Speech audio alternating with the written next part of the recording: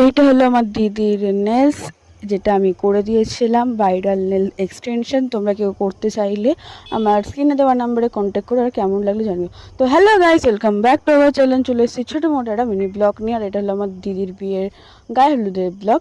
আর আমি এখানে ইয়েলো শাড়ি পরে চলে এসেছি, যেহেতু গায়ে হলুদ বলে কথা, তো ইয়েলো পরাটাই উচিত, যেটা আমি পরি।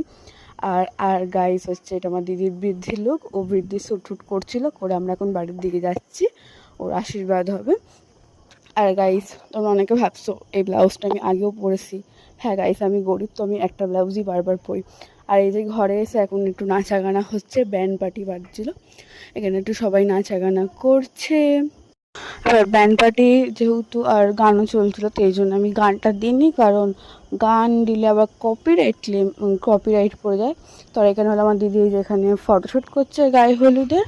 দিদি চলে এসছে বৃদ্ধির লুকটা ছেড়ে গায়ে হলুদের মানে শাড়িটা পরে এখানে ফটোশ্যুট হচ্ছে। আর তার মধ্যে ছিল বিশ্রী গরম, গাইস খুব গরম পড়েছিল। আর এখন হবে আমার দিদির গায়ে হলুদ, ফার্স্টে আমার মাসি গায়ে হলুদ দেবে।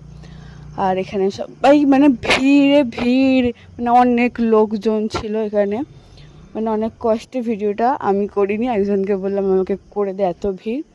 একজন টুলের ওপরে দাঁড়িয়ে আমাকে ভিডিওটা করে দিয়েছে, অনেক লোক ছিল। তারপরে গাইস আমরা নাস্তা চলে গেলাম দিদি স্নান করাতে, মানে পুকুরে স্নান করানোর রিচুয়ালস ছিল। বাট অনেক রিচুয়ালস আমি জানি না, যেগুলো ওখানে ছিল আমাদের থেকে আলাদা। তো এখানে সবাই নাচতে যাচ্ছে আমার মানে দিদিকে, মানে ব্রাইডকে স্নান করাতে। ঠিক আছে, এখানে অনেক মজা হয়েছিল। এখানে আমাদের ব্রাইডও খুব খুশি, সেও নাচছে, তোমরা দেখতে পাচ্ছ। মানে অনেক লোকজন ছিল, খুব ভিড় ছিল, তাই জন্য ঠিকঠাক মুখটুক দেখা যাচ্ছে না। এখানে নাচা কোদা হচ্ছে সব। আমি গাইস নাচিনি, কেন জানি না, আমার সেটা ভালো লাগছিলো না, রোদ্দুরে খুবই কষ্ট হচ্ছিলো। আর এই হলো পুকুর, এখানে হবে স্নান, তোমরা দেখো কীভাবে স্নান করে। ভাগ্যিস গরম ছিল বলে স্নানটা করতে পেরেছে, শীতকালে হলে হয়তো ঠান্ডা লাগতো। আর এটাও একদিকে ঠিক যে গরমকালে খুব কষ্ট হয় মেকআপ করলে, আর শীতকালে মেকআপ করলে খুব ভালো হয়।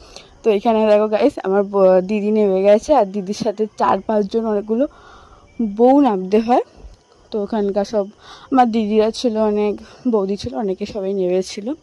ভিডিওটা এইটুকুনি। ভিডিওটা ভালো লাগলে লাইক কমেন্ট শেয়ার করে দিও। দেখা হচ্ছে আবার নেক্সট ব্লগে। Tata, good night.